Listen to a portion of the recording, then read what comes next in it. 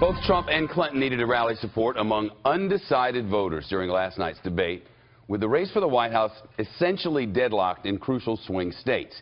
Specifically, they've been talking about white, educated, suburban men, but both, really, white, educated suburbanites. So did either candidate sway people who have not yet made up their minds?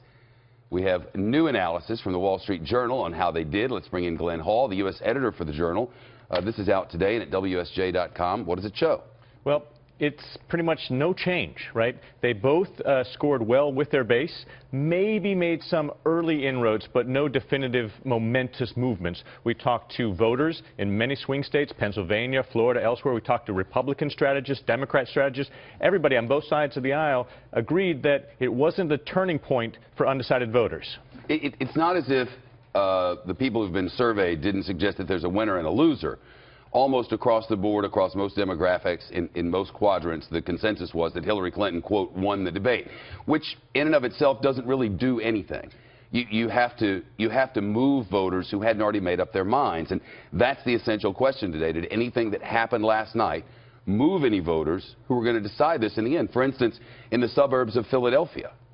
Right. What we saw there in Philadelphia and elsewhere, we were talking to suburban women. We found that there might have been some moments where Hillary Clinton got under Donald Trump's skin and allowed him to sort of express and reminded voters of things that he's expressed in the past about women that were unflattering, and he doubled down on some of those expressions, talking about Rosie O'Donnell, talking about Miss Universe, you know, those instances where he was referring to their weight and other things unflatteringly, reminding some voters, especially suburban women, that he has not always been a friend to women in his commentary. This women thing's been going on a long time. Right. It dates back to Megyn Kelly and that debate. But there's a new audience out there. Everybody hasn't been following this the way many of our viewers have, and certainly the way all of us have for the past 18 months or so. This women thing is going to be new to some people.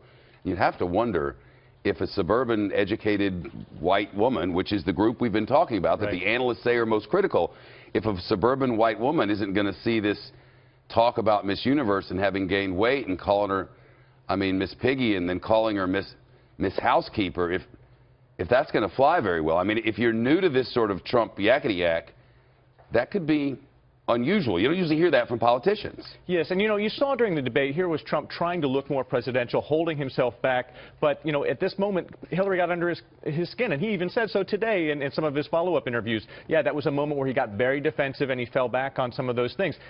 That was an opportunity for him to change that narrative, and he wasn't able to do it. He didn't start that way.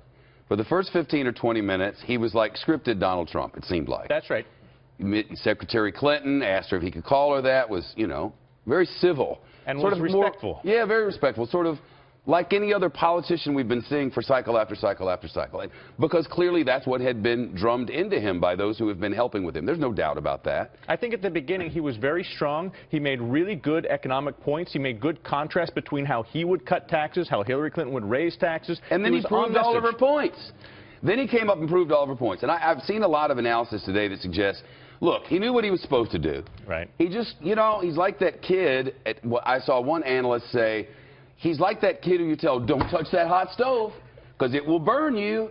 And he's got to go touch that hot stove. And but now he's touched it. Yeah. And now he realizes, oh, he was right. It burns me. I can't do that again. So you wonder if next time, the things that were his Achilles heel this time, if he can't correct them.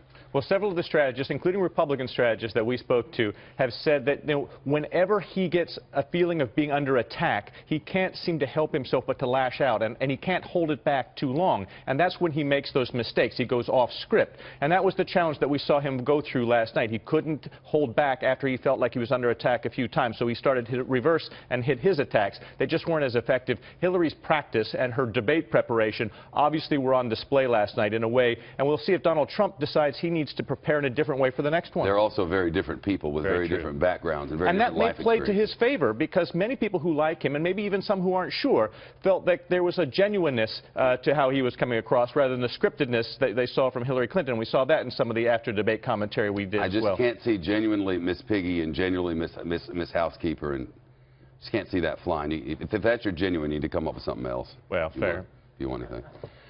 Thank you. It's good to see you. By the way, that great analysis at WSJ.com, and it's available right now. Our partners downstairs. Good to see you.